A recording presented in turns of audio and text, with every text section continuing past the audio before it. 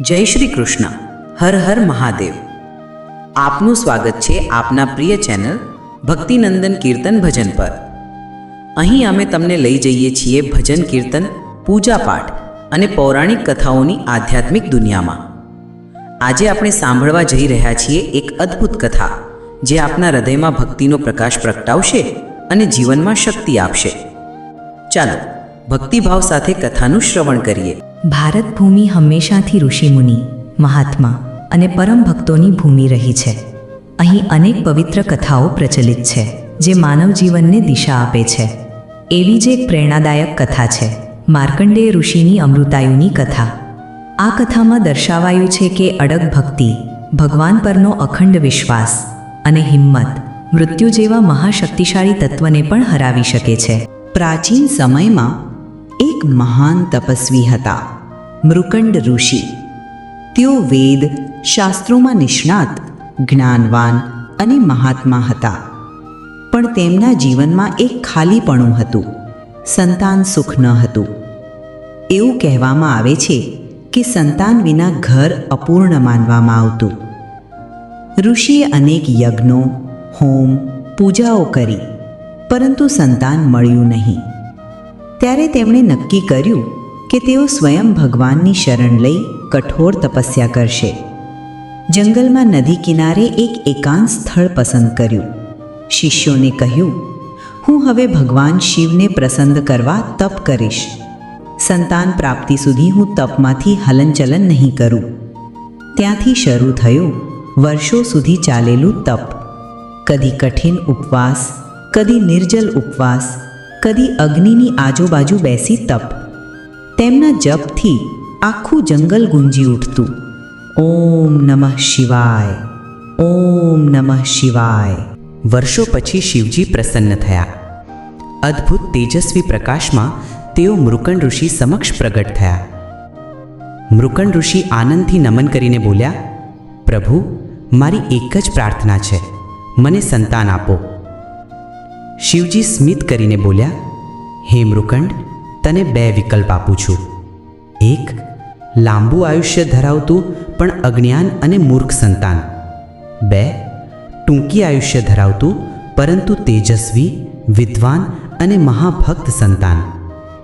મૃકંડ ઋષિ થોડા ક્ષણ વિચાર્યા અને બોલ્યા, પ્રભુ, જીવનનું મૂલ્ય આયુષ્યની લંબાઈમાં નથી, ગુણોમાં છે. મને એવો પુત્ર આપો જે તમારો મહાન ભક્ત બને. શિવજી પ્રસન્ન થઈ આશીર્વાદ આપ્યો, તારા ઘરમાં એક દિવ્ય ભક્ત જન્મશે. તેનું નામ રહેશે માર્કંડેય.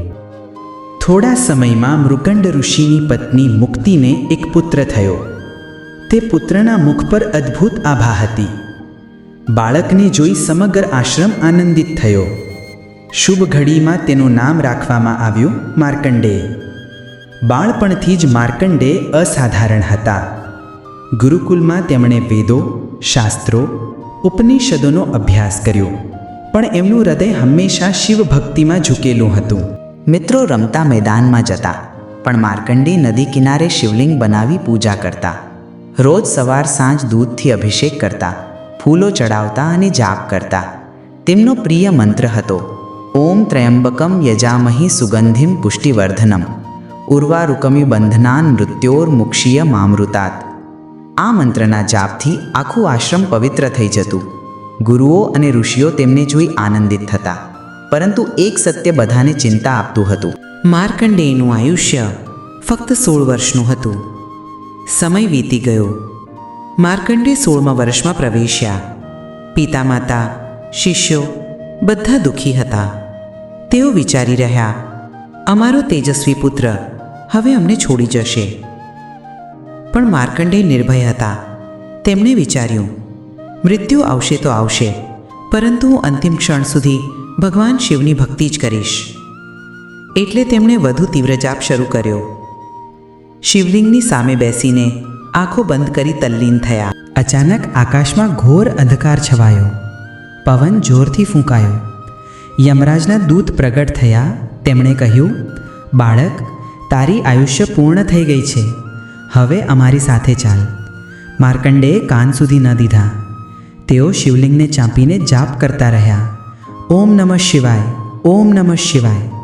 દૂતો આગળ વધ્યા, પરંતુ તેજસ્વી દિવ્ય શક્તિએ તેમને પાછા હટાવી દીધા.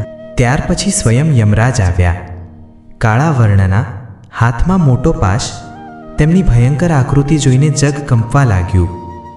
યમરાજ બોલ્યા, માર્કંડે, તારો સમય પૂર્ણ થયો છે. હવે તારે મારી સાથે આવવું જ પડશે. પરંતુ માર્કંડે અડગ રહ્યા. તેઓ શિવલિંગને વધુ મજબૂતીથી ચાંપીને જાપ કરતા રહ્યા. યમરાજે ગુસ્સે થઈ પાશ ફેંક્યો, પણ પાશ સીધો શિવલિંગને બંધાઈ ગયો. શિવલિંગ પર પાશ પડતા જ તેજસ્વી જ્યોતિ પ્રગટ થઈ. આખું મંદિર કંપવા લાગ્યું. શિવલિંગમાંથી સ્વયં ભોળેનાથ શિવજી પ્રગટ થયા. ત્રિશૂલ હાથમાં, ક્રોધભરી આંખો, જટાજૂટમાંથી ગંગા વહેતી. તેમને જોઈને સમગ્ર જગત થરથરી ઉઠ્યું. શિવજી ગર્જના કરીને બોલ્યા, અરે યમરાજ, મારા ભક્તને અડવાની હિંમત કેવી રીતે કરી? જે મારું નામ સ્મરે છે તેને મૃત્યુ પણ સ્પર્શી શકતું નથી. એમ કહીને શિવજીએ યમરાજને લાત મારીને દૂર ફેંકી દીધા. યમરાજ હાથ જોડીને નમન કરીને બોલ્યા, પ્રભુ, હું તો ધર્મનું પાલન કરું છું, પરંતુ તમે જે આદેશ આપો હું તે માનવા તૈયાર છું. શિવજી માર્કંડે તરફ વળ્યા. તેમનો ચહેરો હવે શાંત અને કરુણાભર્યો હતો. તેમણે કહ્યું, હે પ્રિય ભક્ત, તું મૃત્યુ સામે અડગ રહ્યો, મારી શરણમાં આવ્યો. તારી ભક્તિએ મને પ્રસન્ન કરી દીધો છે. આજથી તું ચિરંજીવી રહીશ. તારા ઉપર ક્યારેય મૃત્યુનો અંકુશ નહીં રહે. તારો તેજ યુગુગાંતર સુધી ભક્તોને પ્રેરણા આપશે. માર્કંડેયે નમન કરીને આભાર માન્યો. માર્કંડેય પછી સમગ્ર જગતમાં પ્રસિદ્ધ થયા. તેમણે વેદશાસ્ત્રોમાં અનેક ગ્રંથો રચ્યા. કહેવામાં આવે છે કે તેમણે જ માર્કંડેય પુરાણ લખ્યું. તેઓ ચિરંજીવી બની આજે પણ જગતમાં વિરાજમાન છે. અસંખ્ય ભક્તો આજે પણ તેમના નામે પૂજા કરે છે. આ કથા આપણને અનેક શિખામણ આપે છે. સાચી ભક્તિ અડગ વિશ્વાસ સાથે કરવી જોઈએ. જીવનનું મૂલ્ય આયુષ્યમાં નહીં, ગુણ અને કરેલા કાર્યોમાં છે. ભગવાન પર વિશ્વાસ રાખીએ તો મૃત્યુ જેવા મહાબળવાન તત્વને પણ હરાવી શકાય. સાચો ભક્ત ક્યારેય ડરતો નથી. આજે પણ લોકો માર્કંડેય ઋષિને ચિરંજીવી ઋષિ માને છે. તેમનું સ્મરણ કરીને ભક્તો દુઃખમાંથી મુક્ત થાય છે. મહામૃત્યુંજય મંત્રનો જાપ કરવાથી ભય, રોગ અને સંકટ દૂર થાય છે. જય મહાદેવ. આ હતી આજની દિવ્ય કથા.